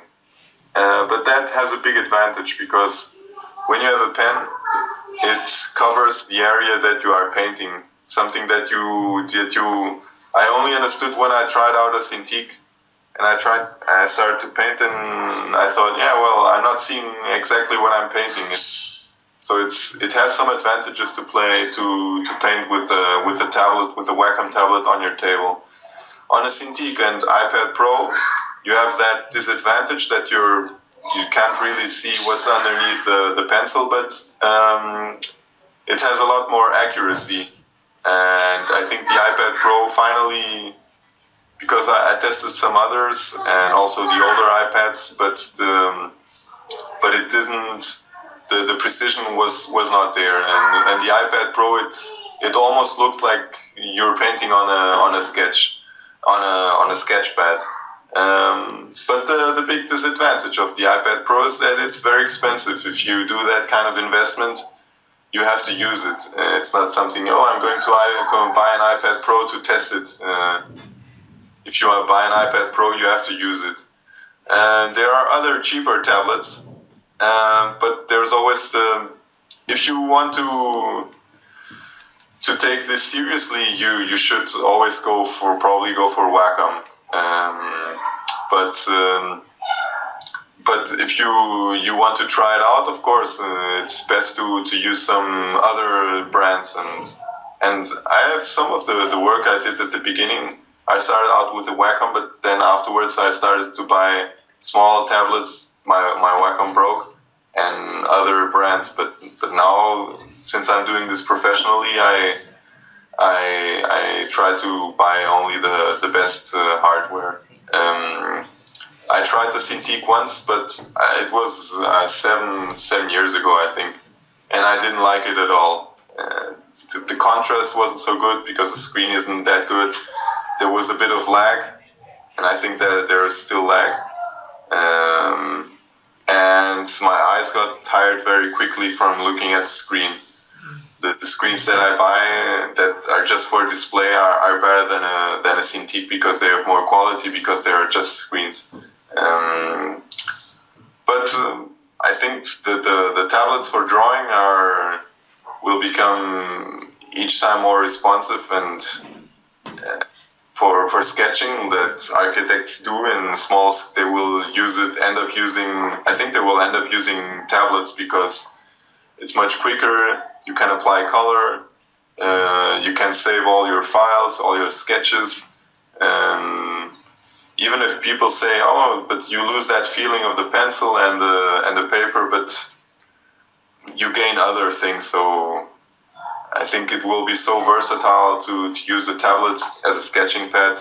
I think it will end up replacing the normal sketch pads. Which size of tablet? Of the tablet? Yeah. I think this tablet is already, 10 years old, or I don't know if I cannot see myself, but can you see this tablet? No. Yeah. It's quite big. So it's not that big. it's not the smallest, but you can work with this one with the smallest, and it's perfect. Most of the paintings I did in the beginning, the better ones that also gave me the clients were done with a small tablet, because you don't want to use you want to use the wrist. You want to do small movements, because when you want to work in smaller areas, you just zoom in Photoshop. You don't have to work smaller on the tablet. Yeah. If you have too large of a tablet, your movements, if you're not using a Cintiq, for a Cintiq, it's obvious you have to have a large area to paint in. But for drawing on the screen, I have this large tablet, but I only use a portion of it. And I also use a larger portion because I'm changing from one screen to the other. That's one thing that helps a lot, is having two screens. Because the more area you have to paint, the better. And I have the references on one page, or a website, or I don't know, a video or something on one side, and then there is the main screen for the painting in the main screen. So and other things. About the software, what I use is Photoshop, and then there's this Pure Ref that's great for having these reference images, and it works very well. It's a great piece of software, and it's very cheap. And the other program I use that I'm using now is Xnview, which is great to have to browse through images, and it's free. It's free software, I think, and it uses tabs here on top, and you can change. You can have several images open, and you can browse them very quickly. And I think it's Photoshop, the tablet, two screens, Xnview, and I think that those are the most important pieces of software. You don't need anything very fancy, and the most important thing is that comes through experience. Even the brushes, you don't have to. It's not the brushes that do the magic. It's working on it. It's painting every day, and the brushes help a bit. But it's like anything. You have to have it. You have to practice a lot until you get to a certain stage, to get to a certain level, and there is no workaround. So, and then I don't know, learn from other people. But I don't know if this kind of work. That's why I did that small demo of that rendering to change it, because I think that's an area where you can apply these painting techniques if you invest some time and draw a Wacom tablet. But it takes time to get to that level. But I don't think you are. That's what I was discussing with Federico. This is more of something out of curiosity for you, I think, to see what is possible. But since you are working on it, you're taking an architecture course. You want to be architects. For me, I took an architecture degree, but it was definitely not the way I wanted to go. I like architecture. I appreciate it. I like to look at the buildings, and I can see when a building has its qualities. But ultimately, what I like doing the most is really painting and doing these fantasy artworks and things like that. And for you, I think you can apply it to mix, because you will have to present your projects to clients, and clients get attracted to things that are visually appealing. And if you have just a rendering, there's a second stage that you can do in Photoshop to bring out the best out of your rendering. Because I remember I also worked in a company that for 3 years, I don't know if I said that, I think so, for 3 years doing renderings, but there was always the post-production part of adding the people, changing the sky, painting in the glows, and that was very important when it wasn't a video. When it was an animation, it's completely different. But when you have to present a still to a client, it's very important that that you do a post production to bring out the best out of the painting, out of the 3D render in this case.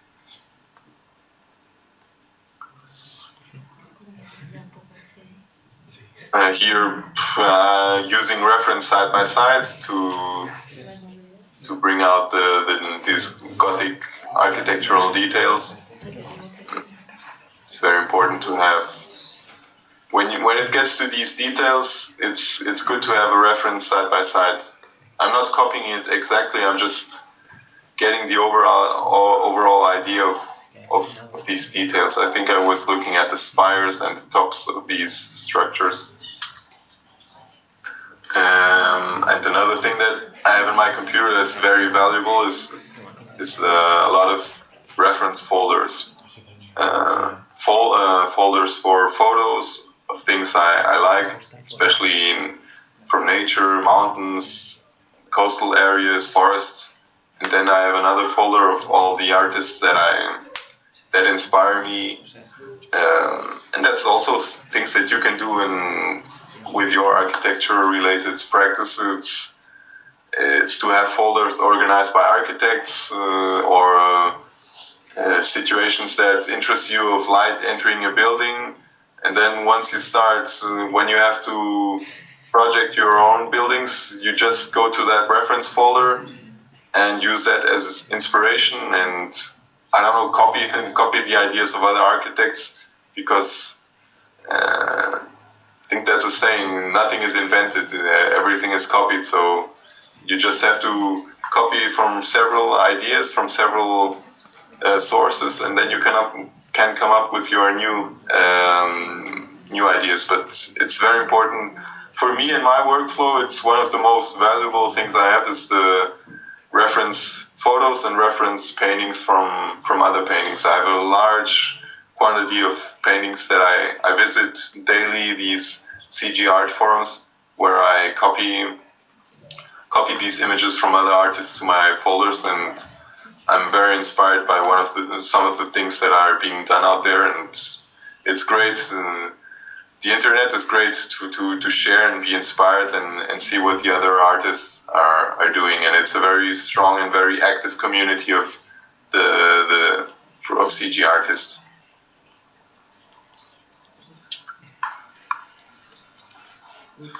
Okay. Well, I don't know. I don't know if you have any question to ask before we finish. No, not the translation. Okay, so.